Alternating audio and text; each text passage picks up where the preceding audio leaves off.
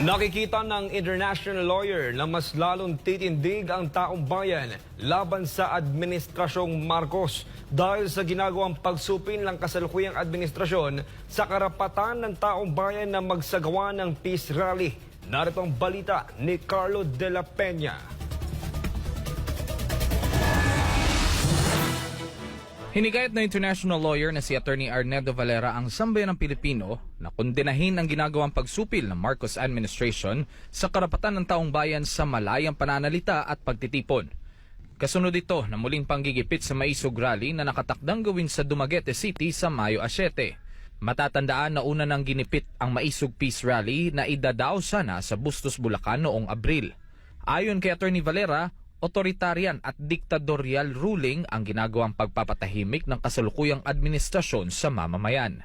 Dapat ang buong sambayanan talagang ikondena itong ganitong sitwasyon na hindi ito tendencies ng isang demokratikong bansa for the people and by the people. Hindi.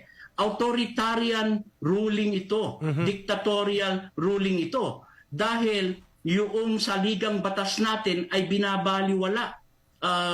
Lalong-lalo na kung ang mga tinutukoy na mga nagpro-protest ay nag-express ng legitimate dissent na pagtutol sa mga polisiya ng Marcos administration sa isang mapayapang paraan.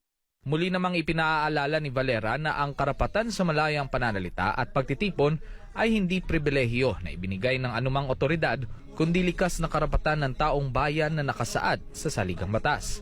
Nakatitiyak si Attorney Valera na magkakaroon ng chilling effect ang ginagawa ng kasalukuyang administrasyon.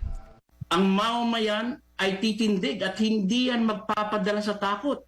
Bagkus ay lalong yan iigting at lalong matitipon ang tinig ng sambayanan. No? Kaya itong ginagawa nila ngayon, magkakaroon yan ng chilling effect at babaliktad yan dahil lalong dadami at tuloy-tuloy ang pagkilos laban sa Marcos administration.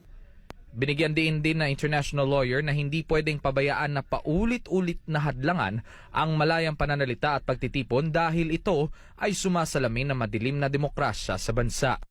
Paggamit ng politikal na kapangyarihan ng local officials na may basbas ang Malacanang upang supilin ang lehitimong disensyo ng oposisyon ay talagang ito ay hindi tatak lang, hindi po ito tatak ng isang lipunang demokratiko kundi isang tatak